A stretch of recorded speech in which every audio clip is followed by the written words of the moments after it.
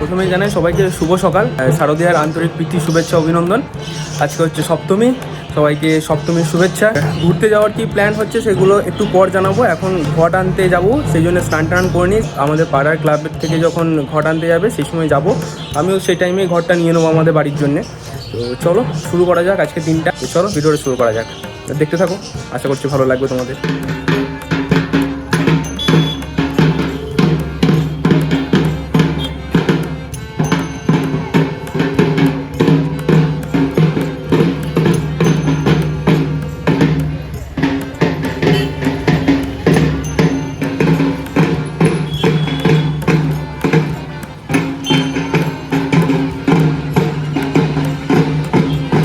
এটাই হচ্ছে আমাদের আচমকার মন্দির।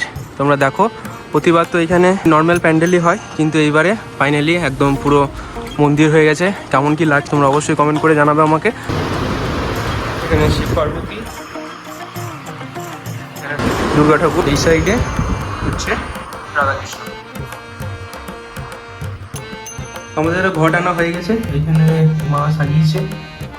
এরপর রেডি হবো, রেডি হয়ে বেরোনোর পালা। ঠাকুরকে একবার ভালোভাবে প্রণাম করে নিয়ে আমরা ভালোভাবে ঘুরে আসি।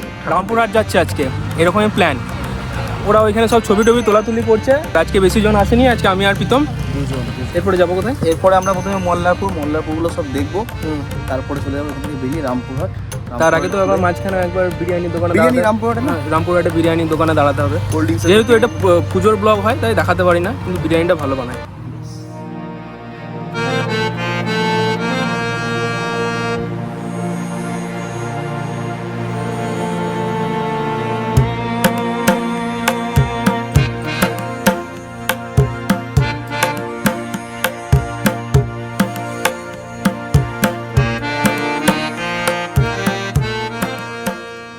আমি বাইকটা রাখলাম আর ওইখানে দেখছি হঠাৎ করে দুজন বসে কি করছে, দেখে তো ভয় লেগে গেছিল, ছবি তুলতে গেল, অদ্ভুত ভাবে বসিয়ে রেখেছে।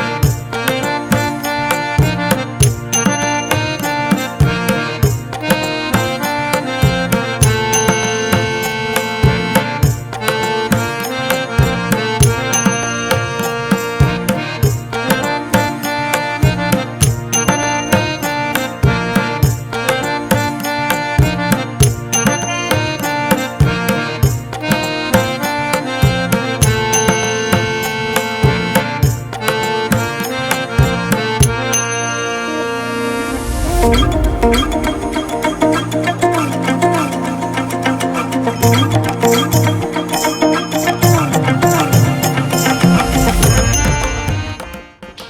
তো রামপুরহাটে কাটালাম, খুবই ভালো লাগলো। আশা করছি তোমরা সব ঠাকুরগুলো দেখলে। এর মধ্যে আরও অনেক ঠাকুরই আমরা দেখেছি, কিন্তু সবগুলোর ভিডিও করে ওঠা হয়নি। আর সব জায়গাতেই তো বিভিন্ন রকমের গান, কপিরাইটের জন্য সেরকম কিছু কথাও বলা হয়নি। তো যাই হোক, কেমন লাগলো অবশ্যই কমেন্ট করে জানাবে। আর এখন আবার বেরোচ্ছি ঘুরতে শিউরির মধ্যে। তো কোথায় কোথায় কি যাচ্ছি দেখি। আবার দেখা হবে তোমাদের সাথে নেক্সট ভিডিওতে। কালকে কোথায় কি যাচ্ছি কি না সেগুলো তো কালকে ভিডিওতে জানতে পারবে। তো চলো, এই ভিডিওটা এখানে শেষ করছি। অপেক্ষা করো কালকের জন্য। টাটা।